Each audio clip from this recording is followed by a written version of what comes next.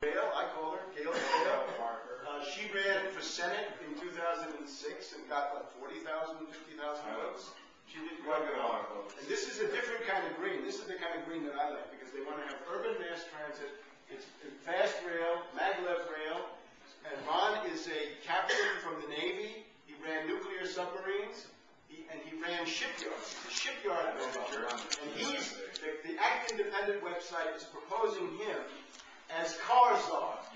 In other words, the new president of General Motors, Ford and Chrysler, should be Ron Fisher, Captain Ron Fisher, who's an industrial engineer. He's an engineer from Annapolis. But you're going to lose your credibility. He's a very important guy. Thank you. Well, I'm anxious to, I've got a website, wethepeoplenow.org.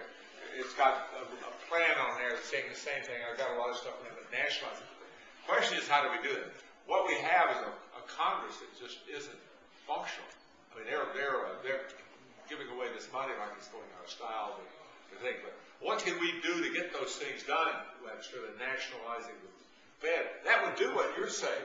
Nationalize the Fed, give them money, have them get the money out to the entrepreneurs. Go ahead.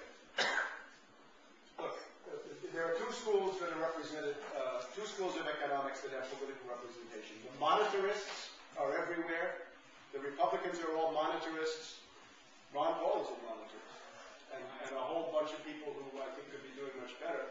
And now you've got the Malthusians who are in power. Now, where does this go back to? In the British East India Company in 1820, Ricardo was on the board of directors. He's the founder of monetarism.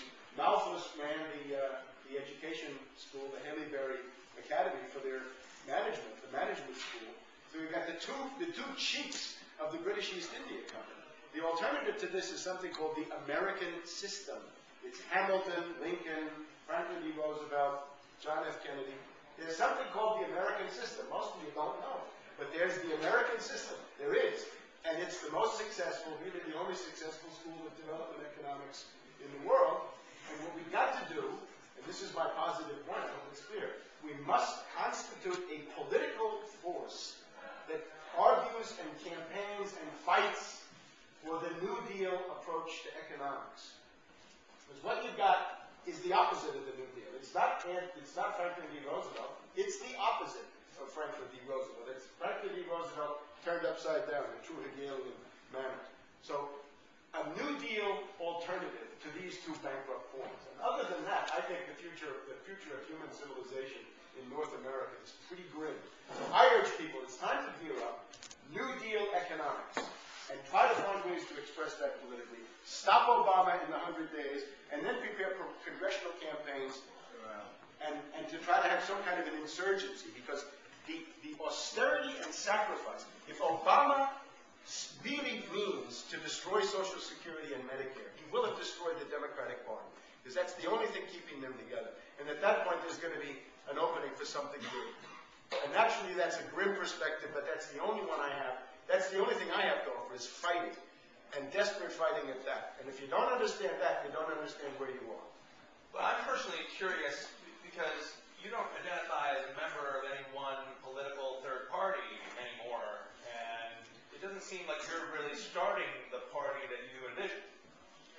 You've got to have ideas first. You've got to have ideas and intelligence. Right? You've got to know what's going on in the world. I mean, I ran for Senate quite a while ago, and I could imagine doing it again, but I don't think this is the point right now.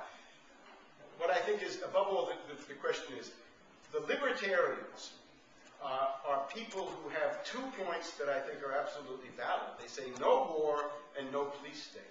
The problem with the libertarians is as soon as you get into economics, they're off the charts. They're going to tell you, we want the free market. Well, if you call for the free market today, you're calling for death on a mass scale. Because the free market means J.P. Morgan Chase, Citibank, coming down on you like a ton of bricks. And they say, abolish the Fed. Yeah, what? Abolish the Fed? What are you going to do? Go back to wampum? What are you going to do? Go back to barter? Beads? Cowries? What's it going to do? They're talking about using debt-free money. Huh? They're just talking about using debt-free money. Libertarianism is the Austrian school. I can give you a nice lecture on the Austrian school, but I wouldn't be allowed to. The point about the Austrian school and the Friedmanites is the Austrian school is Thatcher in practice. The Chicago school is Pinochet. So if you want to combination of Thatcher and Pinochet, go with the Austrian school and the people who go back to that. We've got to have a New Deal, an aggressive New Deal economic and political alternative coming out of this crisis, otherwise we won't come out. Next question. Okay. I'm Moya Atkinson. I'm concerned about your comments about Social Security, Medicare, healthcare. I've been working with Progressive Democrats of America to promote HR 676. As an elderly person working with elderly people, I believe that there are a lot of older people who would be very disturbed at any efforts to mess around with Social Security, and I think our current situation proves that messing around with it would be disastrous when you look at the stock market. I'm sorry I missed your first remarks, and so I know where you're coming from about President Obama. If I may, I just want to direct your attention to the interview with Obama in the Washington Post editorial board published on Friday. Obama promises entitlement reform. Obama says that the current levels of Social Security and Medicare are unsustainable, and he will have a responsibility summit in February where he will use his political capital to restore sustainability. This means brutal budget cuts. It means reduction of benefits, increases of taxes. Older people, it's going to basically destroy the... Guessing about that? No. This was obviously... Good question. Good question.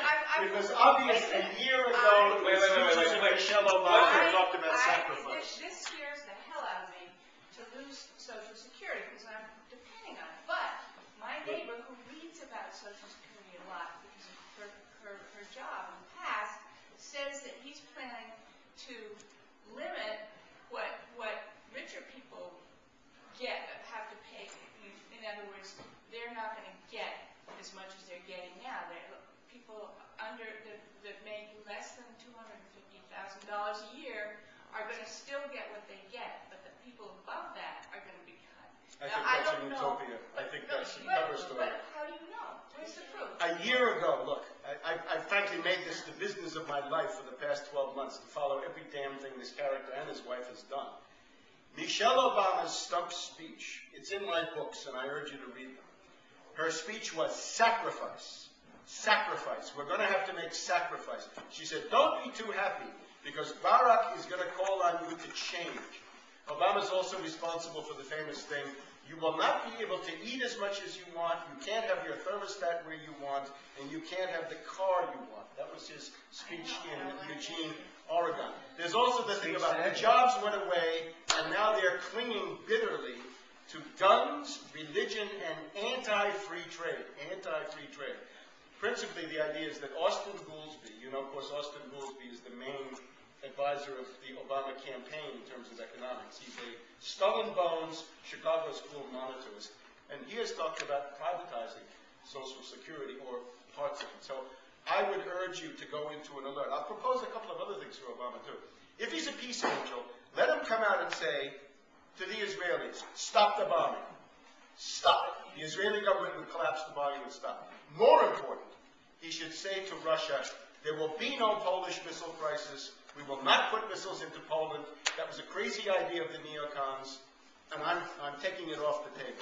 His conversation with the Polish president indicates the opposite, that he told the Polish president Kaczynski that the missiles would go in. So I'm afraid you've been led down the garden path. Social Security. I agree with you about everything else. Comment, though. Medicare Advantage would be one of the areas that he did mention, which is a scam to allow independent people to get insurance and get commission for it. I don't necessarily support Obama, but I also think that we have to be very watchful. I don't know whether there is right now, I think there is enough fear in the country that there would be a certain amount of watchfulness. And I think maybe Michelle is talking about the wealthier people who should drive smaller cars and build smaller houses. I don't know why it's the very lowest people with the lowest income who should be so concerned, because I've heard that he is talking about building, creating jobs and retraining. Now, is this all just a scam? I think it's the greatest exercise in demagogy that we've ever seen.